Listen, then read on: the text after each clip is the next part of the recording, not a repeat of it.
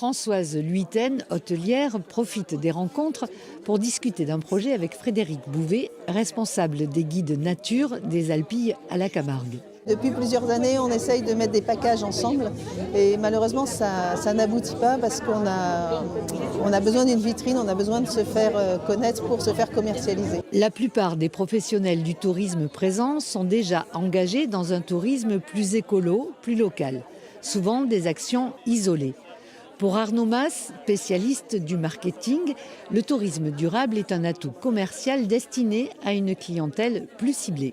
Ce qui va être important en tant que marketing, c'est de savoir à qui on s'adresse et que font-ils, quels besoins ils ont quand ils sont sur le territoire. Et de pouvoir mettre ces arguments en face et après derrière, on en fait impact des produits, on en fait des fiches produits et ça permet, c'est beaucoup plus simple de pouvoir attirer en fait une clientèle que l'on connaît. Depuis 14 ans, Françoise Lhuitaine et son mari ont décidé de faire fonctionner leur hôtel en mode développement durable. Économie d'énergie, d'eau, tri sélectif, cuisine bio. Ils ont aujourd'hui 5 labels. On a plein de petits trucs ludiques. Les enfants de nos clients ont le droit d'emmener les épluchures des légumes dans le poulailler. Ils récoltent les œufs, ils marchent le long du compost, donc ils voient qu'on a un compost.